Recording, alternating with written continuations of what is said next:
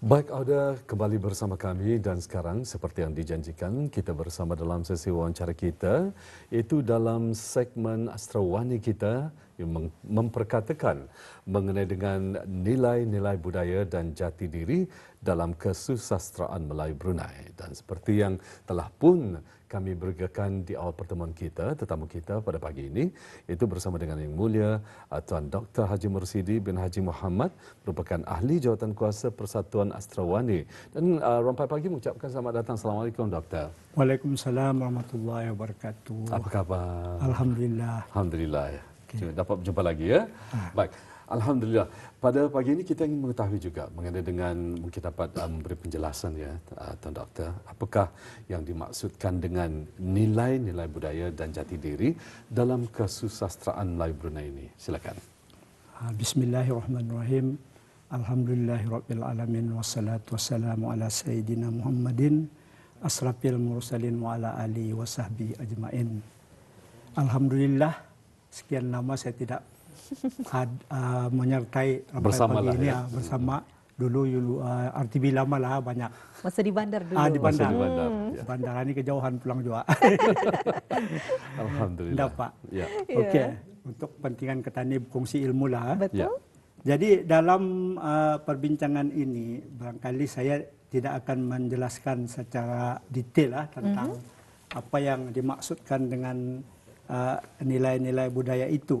Jadi konsep budaya ini memanglah boleh dihuraikan secara panjang lebar, tetapi dalam konteks ini memadailah saya berikan penjelasan ringkas dalam konteks kita ini berbincang secara ringkas ini. Iya, silakan Tuan. Jadi budaya itu dapat dikatakan sebagai cara hidup. Cara hidup. Dan ini dapat dihubungkan dengan adat dan kepercayaan setiap masyarakat. Bahkan boleh kita hubungkan dengan kesenian, dengan cara hidup, dengan pergaulan, dan apa-apa sajalah yang berkaitan dengan kegiatan masyarakat. Jadi dengan ini dapat kita katakan bahawa budaya itu adalah satu hal yang sebenarnya sentiasa melekat atau hidup dalam masyarakat sesebuah negara atau komuniti lah, atau mungkin kalau lebih besar lagi mungkin ia satu benua dan sebagainya. Yeah. Jadi dalam konteks ini kelompok-kelompok dalam sesebuah negara atau masyarakat itu mungkin ada budaya mereka tersendiri, ada cara mereka tersendiri. Mereka juga boleh kita lihat dalam berbagai aspek lah, semua aspek sebenarnya. Tapi dalam konteks ini kita hanya akan mengaitkan dengan bagaimana ia terkait dengan hal-hal yang berkaitan dengan kesusastraan itu. Jadi satu perkara lagi saya perlu katakan bahawa sebenarnya budaya itu pun sebenarnya ada hubungan dengan akal budi ya, akal budi ataupun tamadun. Boleh kita hubungkan dengan tamadun. Sebab itu kan kadang-kadang kita mendengar berbudaya, berakal, berbudi. Orang berbudi kita berbahasa. Itu betul. Jadi artinya boleh kita kaitkan dengan akal budi, boleh kita kaitkan dengan tamadun. Jadi sebab itu kan ada kata yang saya sebutkan tadi, bertamadun, berakal, berbudi dan sebagainya. Jadi di sini dalam konteks ini bangsa yang berbudaya, artinya bangsa yang bertamadun, bangsa yang berbudi. Jadi itu boleh kita katakan demikian. Jadi kalau kita lihat dalam konteks ini, nilai-nilai budaya dalam karya sastra. Saya ingin menyentuh tentang nilai-nilai budaya dalam karya sastra. Jadi kalau kita sebut nilai-nilai budaya dalam karya sastra itu, tentu saja kita akan berfokus kepada sesebuah golongan masyarakat. Sesebuah golongan masyarakat. Artinya, seseorang pengarang itu harus memberikan fokus kepada sesebuah masyarakat dalam karyanya. Ya. Mungkin sesebuah masyarakat saja atau mungkin beberapa masyarakat untuk melihat pertentangan budaya dalam sesebuah karya itu. Jadi artinya di sini karya sastra itu akan mengemukakan nilai-nilai budaya yang ada dalam sesebuah karya sastra itu, baik ia novel, baik ia cerpen, puisi atau sebagainya.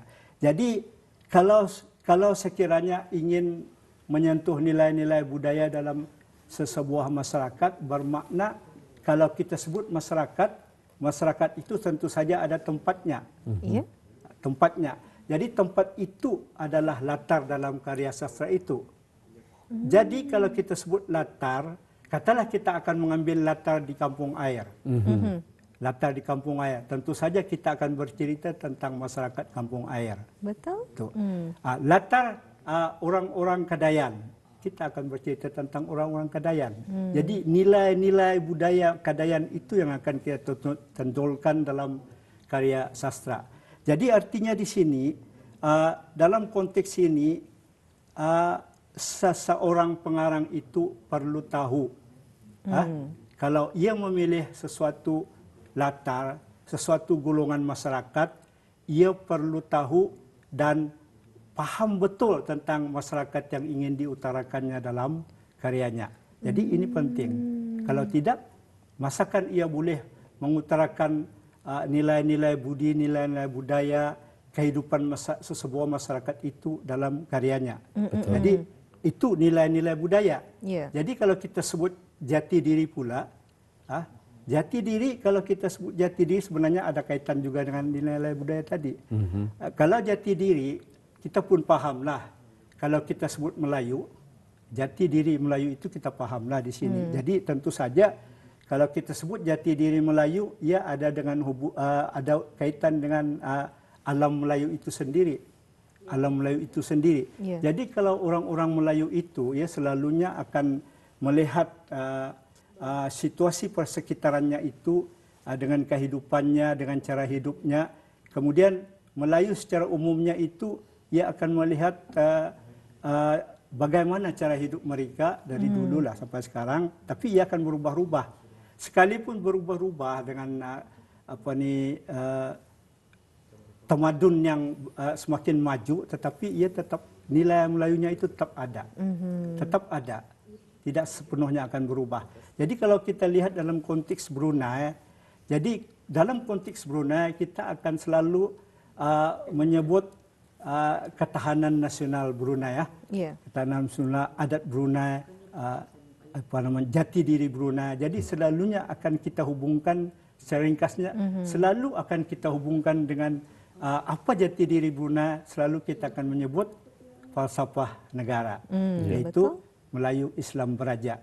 Jadi dalam konteks ini, kalaulah kita mengatakan Melayu Islam Beraja, karya sastra itu harus ada kaitan dengan jati diri Brunei, yang ada kaitan dengan MIB misalnya. Jadi mungkin orang akan bertanya, kalau begitu katanya karya Brunei akan statik tentang MIB saja. Bukan maksudnya begitu.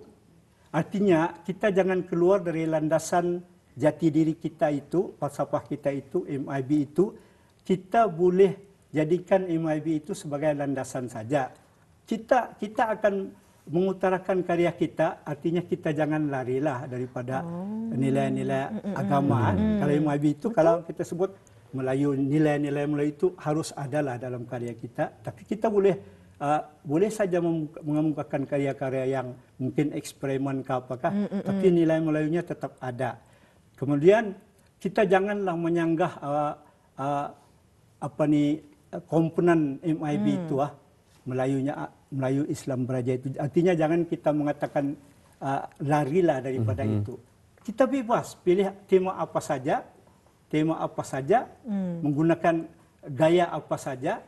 Jadi di sini yang penting ialah karya kita itu jangan keluar daripada jati diri kita lah, Melayu Islam Beraja. Itu penting sebenarnya. Jadi artinya seorang pengarang itu perlulah ia bukan semestinya ia strict saja kepada MIB. Tidak. Ia harus paham tentang MIB. dan karyanya itu bolehlah dipelbagaikan, boleh dikemukakan secara baik supaya pembaca akan dapat mengikutinya. Jadi kalau karya itu statik, tidak ada gaya, tidak ada cara yang baik untuk memikat pendengar, pembaca, maka itu kurang mendapat perhatian. Karena karya itu kalau tidak dibaca, apa gunanya? Betul. Mesti dibaca. Kalau dibaca barulah pengarang itu dapat apa yang ingin disampaikannya akan dapat dipahami oleh pembaca, dan sampai kepada pembaca. Sebenarnya pembaca ini membawa mesej tertentu. Betul. Mesej itu penting untuk dibaca, untuk dihayati oleh pembaca. Itu sebenarnya yang penting harus dipahami oleh. Amat menarik sebenarnya perkongsian Ya, betul. tersebut. Kita ni jadikan ataupun pengarang-pengarang dapat menjadikan Melayu Islam Beraja itu sebagai satu landasan, tapi mereka bebas sebenarnya untuk berkarya. Betul. Selagi mana mereka jadikan Melayu Islam Beraja itu landasan mereka. Ya, betul. Tapi berhubung juga dengan apa yang telah dikongsikan Tuan Doktor baru-baru ini juga, bagaimana sebenarnya seorang pengarang itu sekiranya ia ingin menerapkan nilai-nilai budaya di dalam karyanya, apa persediaan yang mesti ada untuk ia dapat secara efektif menerapkan nilai-nilai budaya supaya sampai kepada pembaca-pembacanya? Okey. Jadi sebenarnya kalau kita ingin ini persediaan lah sebenarnya penting. Jadi kalau kita ingin menghasilkan sebuah karya, sebenarnya ilmu penting. Jadi kalau kita fokus kepada sesebuah masyarakat, kita hendak menghasilkan karya sastra. Jadi ada dua cara persediaan yang perlu ada, dua cara. Kalau satu cara yang paling berkesan sekali ialah kita sendiri hidup dalam masyarakat yang akan kita utarakan itu. Karya yang akan kita utarakan itu, kita hidup dalam masyarakat itu. Kalau sekiranya Iskandar tinggal di mana? Tinggal di mana misalnya? Saya? Rahasia. Rahasia. Kalau saya contohlah. Contoh. Kalau saya tinggal di kampung air dulu, sekarang tinggal darat. Rahasia. Saya tidak merahasiakan lagi, biarkanlah. Saya tidak tinggal kampung air. Tapi ini adalah satu kelebihan kepada saya. Kalau saya menulis tentang kampung air, saya dapat menguasai situasi hidup di kampung air. Selayaknya lah. Walaupun sekarang saya sudah tinggal di darat, masih saya boleh menguasai cara hidup di kampung air. Jadi kalaulah saya menghasilkan karya tentang kampung air, latarnya kampung air, masyarakat kampung air, saya akan dapat mengemukakan nilai-nilai budaya di kampung air tersebut. Jadi tadi Nadirah tadi mengatakan ia tinggal di Lumapas. Kalau ia sedari kecil tinggal di Lumapas, ia mungkin akan dapat menghayati situasi hidup di Lumapas itu. Dan kalaulah ia seorang penyair, karyanya atau puisinya yang ingin dikemukakan tentang kampungnya, saya rasa ia lebih berjaya. Kalau dia penyair atau mungkin cerpenis atau dramatis, InsyaAllah mungkin story nanti mungkin. Mudah-mudahan ya. Jadi memang begitu. Artinya banyak karya-karya dari pengarang-pengarang besar. Kalau kita membaca, ia memang terlibat dengan apa yang dikemukakannya, latarnya itu. Misalnya ada satu karya di Barat, Dr. Zebego. Dr. Zebego. Karya itu menceritakan tentang nilai-nilai budaya di Rusia. Masa itu masa perang lah. Jadi ia jatuh cinta dengan ini, terus kurang contoh ni yang dapat. Ia jatuh cinta dengan seorang anak seorang orang kira bangsawan lah. Dan situasi selepas perang di Rusia itu diperlihatkan. Nilai-nilai itu diperlihatkan. Sama juga misalnya situasi selepas misalnya situasi di Jepun, ada satu masyarakat di Jepun, kebiasaannya masyarakat itu kebiasaannya memang masyarakat Jepun itu kan, tapi ada pertentangan di sana. Bukan pada kita saja, orang kaya, orang miskin, ada pertentangan di sana. Jadi yang diperlihatkan di sana pertentangan budaya itu ada. Dalam masyarakat Jepun sendiri ada pertentangan budaya. Nilai, pertentangan nilai orang kaya, orang miskin, jadi selalu ada nilai. Jadi sama juga karya sastra Brunei pun demikian. Tapi itu kalau di Jepun ia akan mengambil latar Jepun itu, latar tempatnya di Jepun, sebuah pulau, senandung budaya, ada satu senandung ombak, ada satu karya senandung ombak, The Sound of Waves, bagus novel itu. Jadi sama juga kalau di Brunei Muslim Burmat, ia akan mengambil nilai-nilai budaya orang Kadayan misalnya, akan dikemukakan dalam karyanya. Jadi artinya di sini kuasailah latar itu dengan baik, tapi yang paling berkesan ialah kalau kita sendiri hidup di tengah-tengah masyarakat, yang karya itu akan kita hasilkan. Tapi mungkin ada orang akan bertanya, bolehkah kita menghasilkan karya yang berkaitan dengan nilai-nilai budaya ini sedangkan kita tidak hidup di dalam masyarakat itu? Boleh? Ada cara. Kita akan membaca, mengetahui tentang masyarakat itu, tentang tempat itu sebaik mungkin. Itu kalau dulu membaca saja, sekarang lagi banyak. Dapat melayari ya. Kita boleh melihat website kah, betul. dalam internet, boleh melihat TV di TV media pun. sosial banyak. Ada filem-filem dokumentari ya, boleh lihat. Kadang-kadang daripada WhatsApp kawan-kawan pun tahu juga. Tapi ada pulang yang kurang baik tapi boleh lihat dalam Facebook dan sebagainya, YouTube kah. Jadi sekarang ini lebih banyak kita dapat bahan untuk menghasilkan karya itu. Tapi seorang pengarang yang hati-hati, walaupun ia mencari bahan, lihatlah mana yang sahih, mana yang lihat tidak sumbernya. sahih. Nanti sekarang bila kita bercerita tentang latar sesuatu tempat atau suatu budaya, nilai-nilai budaya yang kita kemukakan, tiba-tiba ia salah ataupun tersilap fakta. Jadi artinya seorang pengarang yang baik, kalau ia tidak hidup dalam masyarakat itu, ia harus tahu sedalam mungkin apa yang ingin diceritakannya. Kalau tidak, betul.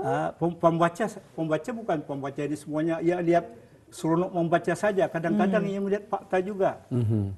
Fakta juga. Walaupun memang novel, cerpen atau puisi itu adalah imajinasi, tapi imajinasi pun di dalamnya ada fakta. Fakta itu kalau ia salah, itu adalah sesuatu yang sebenarnya mengurangkan reputasi seseorang pengarang itu. Artinya pengarang harus berhati-hati. Ya, baik doktor.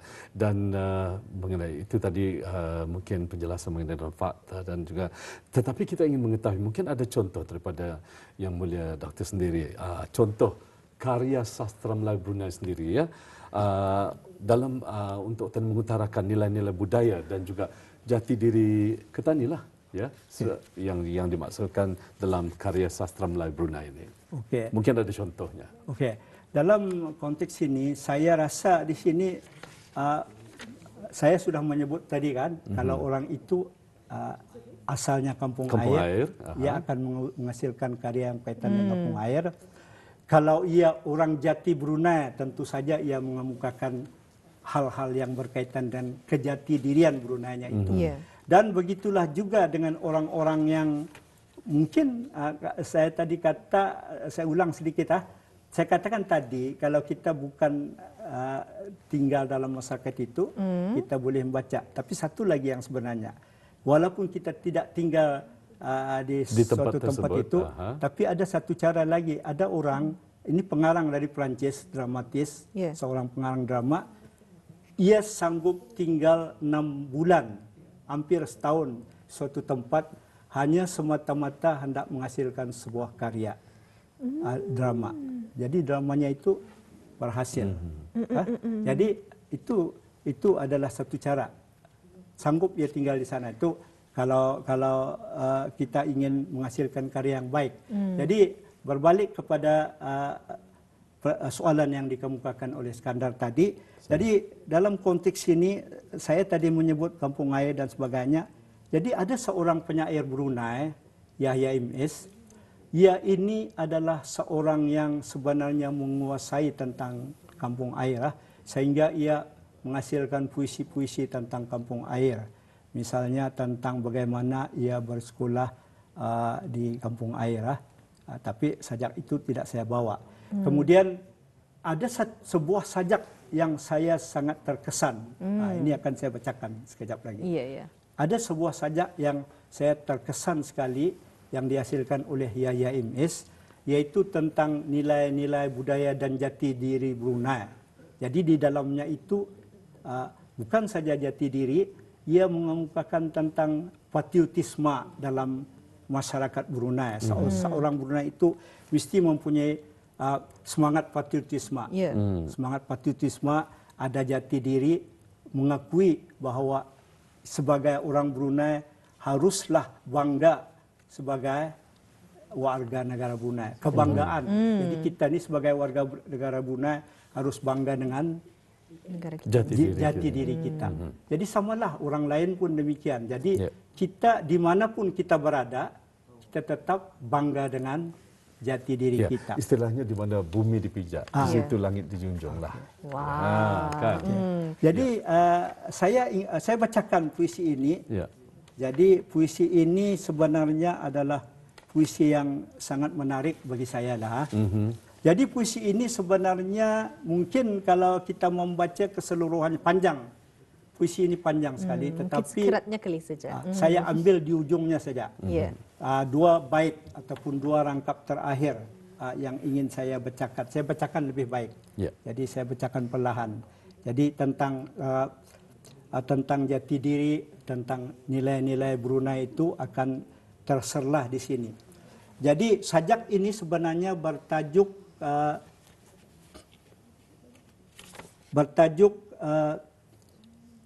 menyusuri tapak semusim. Menyusuri tapak semusim. Menyusuri tapak semusim. Saya petik dua bait terakhir saja. Engkau ini barulah matamu terbuka, Wang. Cakap Brunei tu. Berlaunan menyusun belahan yang tinggal di pasir, tanda yang akan kau aji, kitab mana apa namanya, di Lumut, di Limau Manis, di Terusan Kupang, entah lagi di mana memanggil gerak nadimu. Berinut timbul gambar-gambar yang baru dipetak, membisikkan, engkaulah waris bangsa yang agung. Itu semangat. Cantik sekali puisinya. Bahasa Brunei tapi bahasanya tu bagus, bahasa lama, dihubungkan. Jadi ini bait terakhirnya.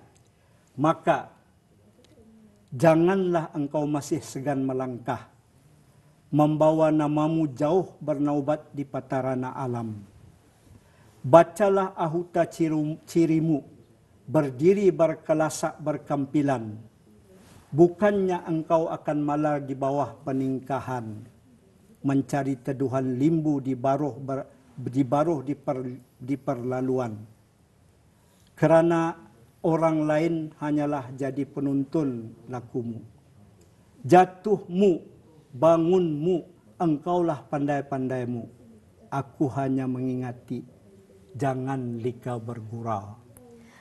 Itulah puisinya ditulis oleh Yahya Ms. Yahya Ms sebenarnya. Menyusuri, tajuknya menyusuri tapak semusim. Yahya Ms ini sebenarnya ialah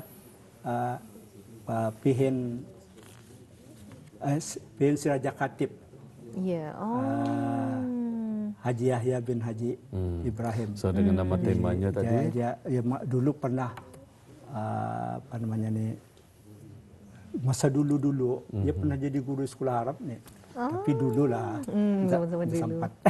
Mungkin dah sempat. Tapi sudah meninggal dunia, Allah yarham. Sudah meninggal dunia. Jadi di sana saya ingin ulas sedikit lah sebagai Jadi artinya di sini ya pesanan sebenarnya ya.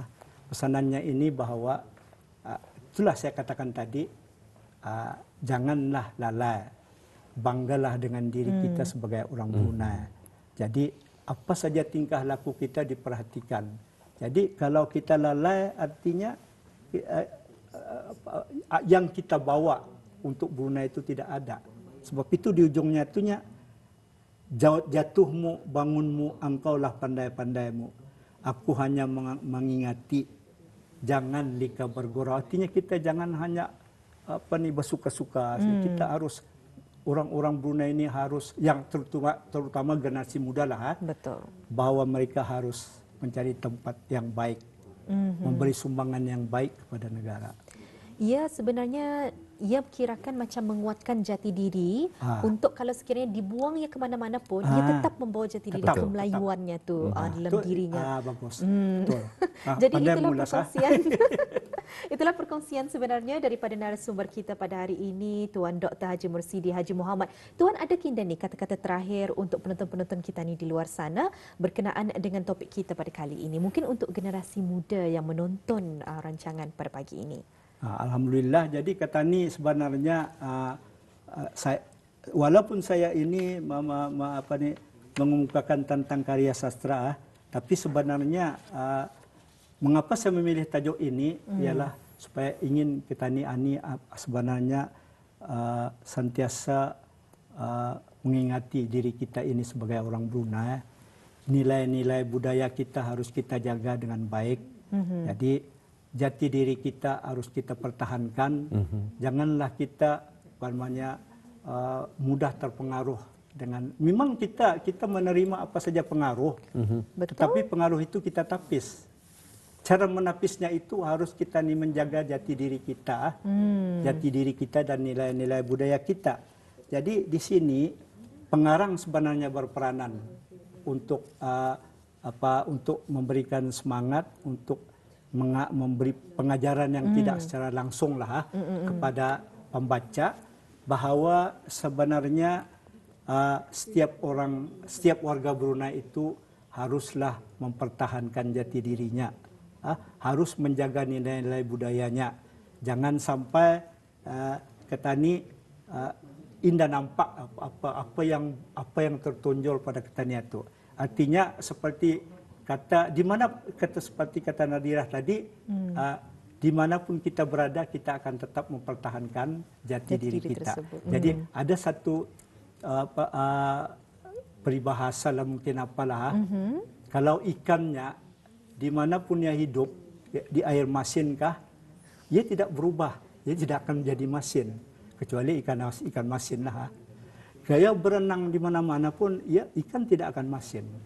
Kan begitu. Jadi artinya analoginya Lin ya. Jadi artinya kita dimanapun kita berada, kita tetap orang Brunei. Kita tetap orang Brunei. Berada di negara Eropah, kita tetap Brunei, kita tetap Islam. Jati diri kita lah. Jati diri kita. MIB kita tetap kita jaga. Jadi artinya itu penting. Saya rasa itulah kesimpulan yang boleh saya beri ya. Mengapa saya memilih tajuk ini? Baik, alhamdulillah ya. Itu dia telah dikongsikan oleh tetamu kita tadi bersama dengan iaitu Yang Mulia Dr. Haji Mursidi Haji Muhammad, merupakan seorang ahli jawatankuasa Astrawani dan juga penulis dan juga peneliti sastra, tuan ya. Okey, terima kasih Tuan Doktor sekali lagi Rampai Pagi mengucapkan di atas perkongsiannya. Assalamualaikum. Waalaikumsalam.